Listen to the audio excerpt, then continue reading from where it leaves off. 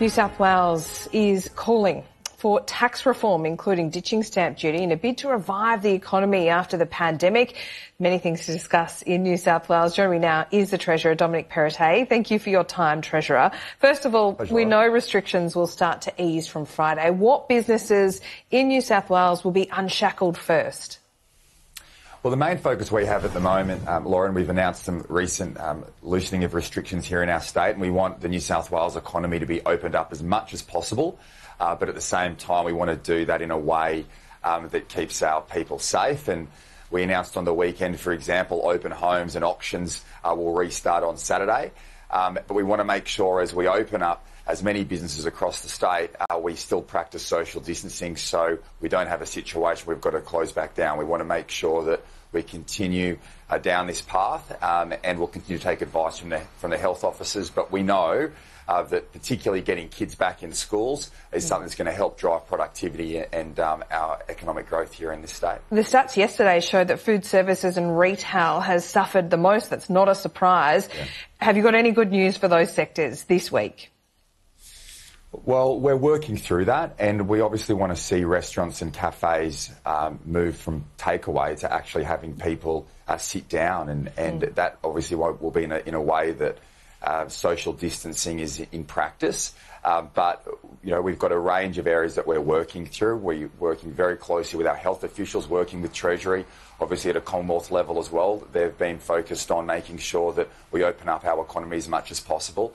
And I think one of the strengths, if you look at the response across the country, has been we've got on top of the health issues, and that's first and foremost where the focus should have been. We've had a situation here in our state where we've been able to double the ICU capacity. We want to quadruple that. We want to make sure that our health system is in the best possible way. And we've been very successful here in doing that. And now that enables us to be able to loosen restrictions and open up the state's economy. You mentioned schools. Can you quantify the link between getting children back into the classroom and productivity?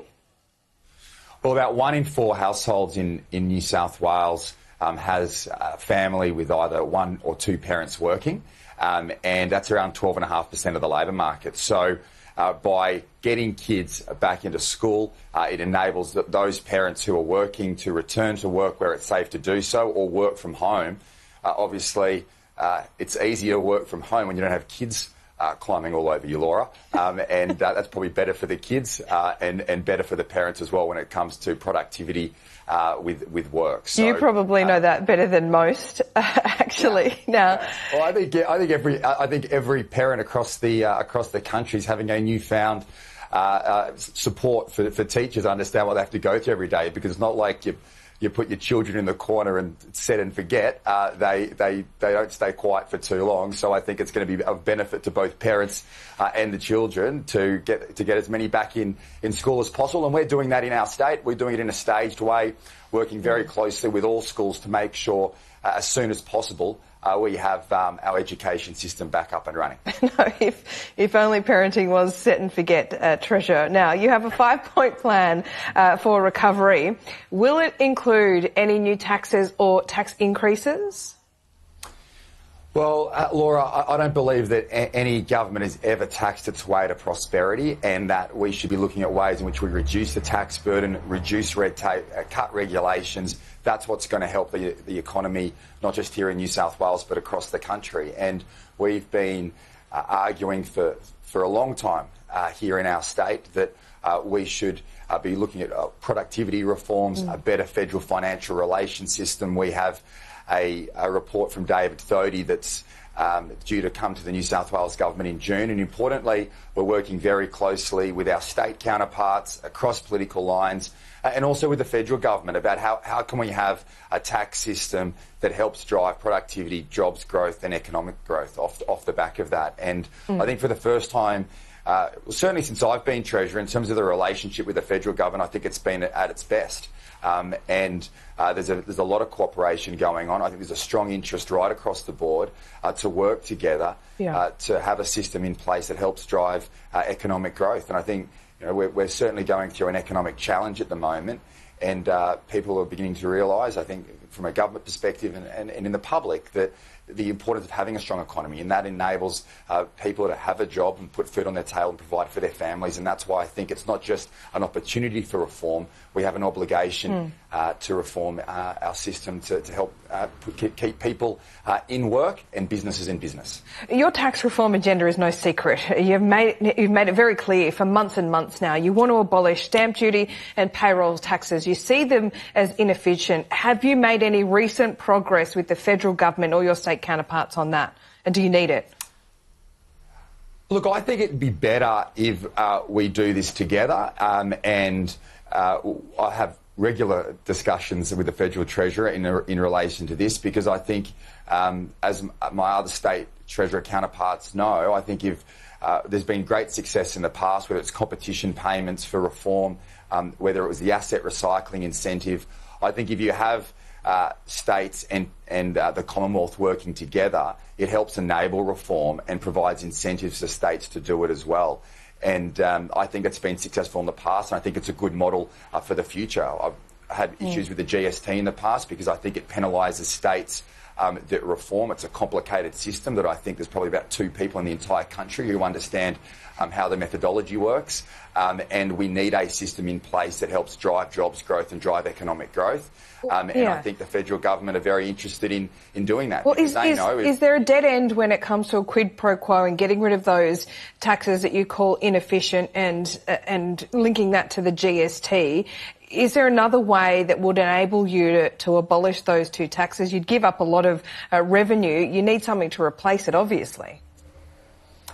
Yeah, that's right. I mean, we want to make sure we have a system that provides for our hospitals, our schools, our police, but at the same time, I think it would be best to work with the federal government, but we can work with other states and territories as well to come up with areas of other sources of revenue. But what's most important is that we reduce the tax burden, but we have a system in place that helps drive economic growth. And the reality is, through a product of history, an accident of history, the states have just continued to rely on inefficient taxes, which impedes growth. And it's always been put in the too hard basket. People have said, oh, well, is this an opportunity now to take on this reform? I don't see it as an opportunity. I see it as an obligation that we need to take up this challenge, because we know that the system that we have at the moment doesn't help in providing the growth that we need to take our state and country forward.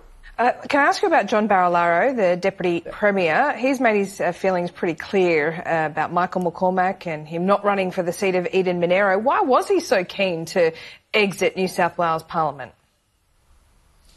Well, Barra loves New South Wales, and I think everybody looks to different challenges. And, you know, he's a passionate guy, and he's made a substantive contribution to New South Wales, and particularly regional New South Wales. Now, obviously, you know, see some of these texts. It's unfortunate they're in the media, but at the end of the day, politics is like a family. You sometimes disagree with each other, and you know, I get some pretty harsh texts from Barra as well when he wants money for the bush, and that makes him an effective politician. And I think the fact that he's decided to stay in New South Wales is our gain and Canberra's loss. So you're not worried about any kind of breakdown in relationship those texts may produce between state and federal relations? I mean, if Barilaro and Michael McCormack can't talk, there's a problem, isn't there? Well, maybe they can call and not text. I think it's great to see colour in politics, and at the end of the day, you want people with opinions. And you know, Barra's obviously disappointed, and you know, we all get disappointed in life at various things. But he's a very strong advocate for regional New South Wales. I sit with him in Expenditure Review Committee, and I can tell everybody across the regions that you want this guy in your corner. And he has made a substantive contribution here in New South Wales and will continue to do so. But I'd prefer to have people with a bit of colour in politics and the general bland nature that we've seen recently. Well said. Dominic Perrottet, thanks so much for your time. Thanks, Laura. Coming up, AM Agenda with Annalise Nielsen. Britain surpasses Italy, claiming the